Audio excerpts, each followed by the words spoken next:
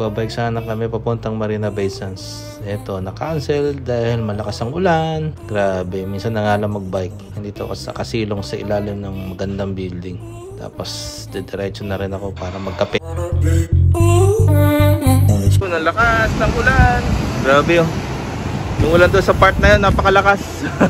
Kung tuloy ako, basang-basa na siguro ako. Ayan, nandito ako ngayon sa overpass. Kakape eh. Yun, ang lakas ng ulan kanina. Ngayon medyo ambon na lang. Ayan. Uwi na tayo. Hindi tayo natuloy papuntang Marina Bay Sands. At ang lakas ng ulan.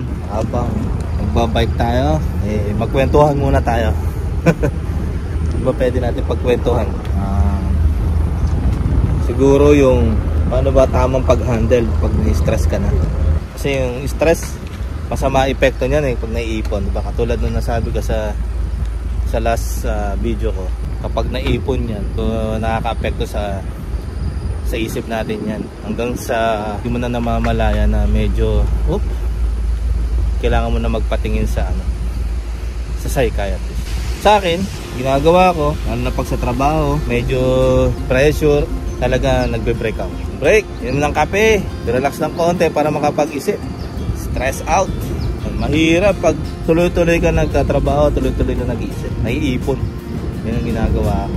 At off day naman, yun, diretso ako sa pasyal-pasyal. Kahit mag-isa lang ako, lilibang ako mag-isa para ma-release yung stress ko. Stress out.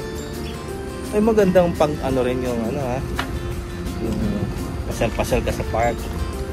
Yan. Wala. Iba dinadaan sa kain. Yun yung pangpawala nila ng stress eh. Sila iba naman sa exercise, outdoor activities, o indoor activities, basta nag-exercise sila para mawala yung nila stress. Ganon. So dapat every week yan, meron tayong time sa sarili natin na paano natin alagaan yung sarili natin. Mahirap pag naipon eh. Mahirap. So maging habit natin dapat na every week talaga kailangan mo mag-relax.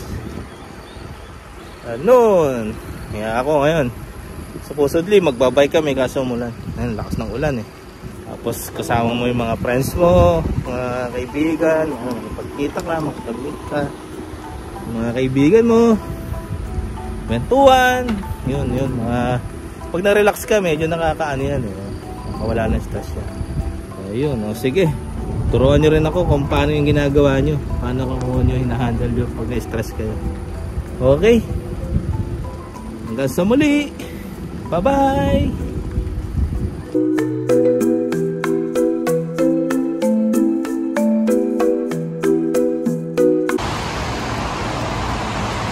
Lakas pa rin ang ulan pero susugod na tayo at late na.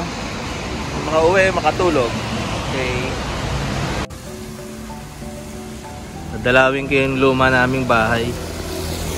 Actually, ang dadalawin ko yung mailbox. Mailbox namin.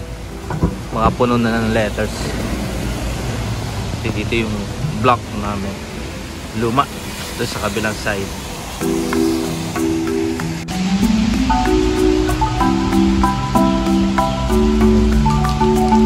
Ito yung lumang bahay namin. Dito kami nakatira dati. Ito 514 to. Ito sa kabilang block 515. Nandun kami sa 11th floor. Tahimik na dito, wala ng tao.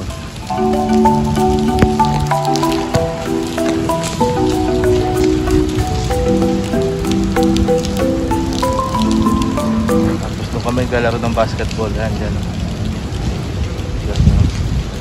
Basketball.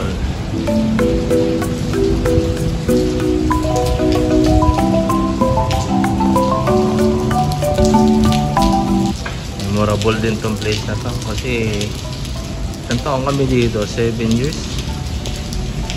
7 years, no? 8 years kami nakatira dito. Parang kailan lang. Kasi ito yung elevator namin.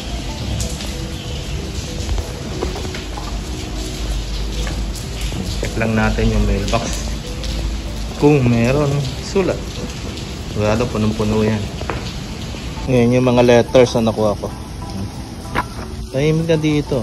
Pero may mga sasakyan pa rin. Ibig sabihin may mga nakatira pa rin. May pa rin 100% nakaalis dito.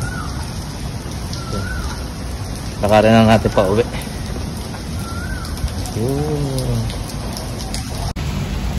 Dito tayo sa covered pathway.